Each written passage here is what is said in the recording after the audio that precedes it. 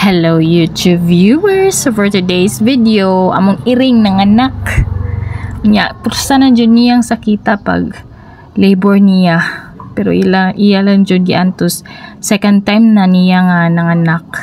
So medyo kaibaw na siya unsaon pag handle ani kaysa una nagsalimuang dun ni iri nga dito ra sa sawg nanganak sa gibidsaan ra pud ag kuting ngagi tuno sa akong kuya. So karon murag kamao na siya nga himuon niyang hinluan niya ang placenta para kagawas ang kuting anang nakarap. And then by the way guys, ikaduha na day na kay ang una niyang pagpanganak wala na ko mga video kay tago man niya, wala na hogi anha kay basin og ma-stress ang iring nga na ako gabantay. So sa second time medyo okay naman kay na carry lang niya ang pag-labor. Grabe kayo ang porma.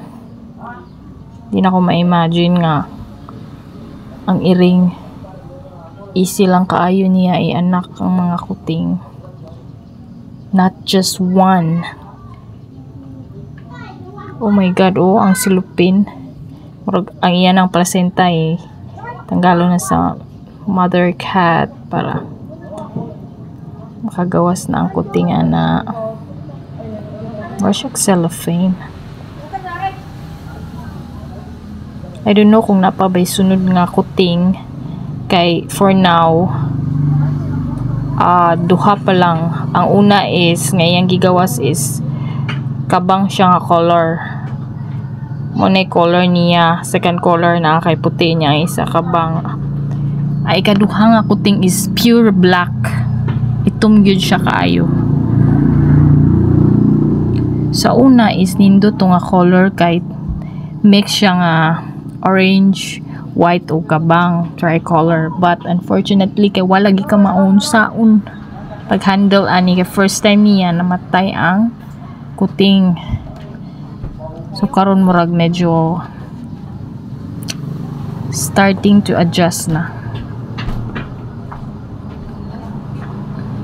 It takes time and ipod nga iyahang tanggalon ang placenta niya. Iyar po ng kanon kay tambal man kuno na ingon nila muna siya ang black nga kuting. So cute, kamay pagyud kaayo. Ang isa busy na o breastfeed, dali ra kaayo.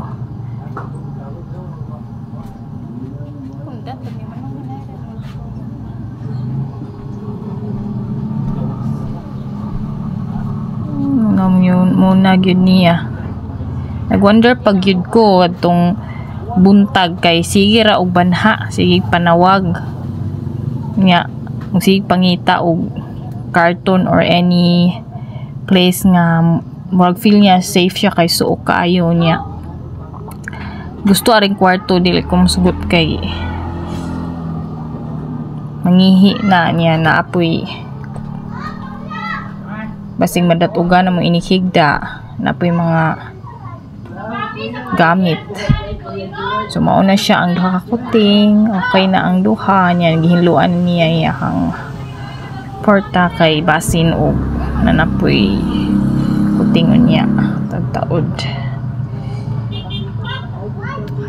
Grabe, all in one na jud ang iring. Siya pa ang mag-labor, mura po siya ang midwife. Siya pinang hinlo.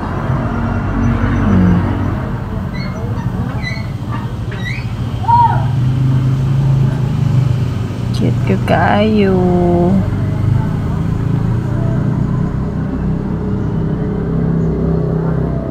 Mga dirty clothes sa banana namo guys, kay wala man gyud ko ma-expect niya. Wala na po na og hipos kay gadali na dyan yung earring, di na dyan mahilo na. Sweet pag yun kaayo na kaya katong laki nga earring kay taparan yun siya.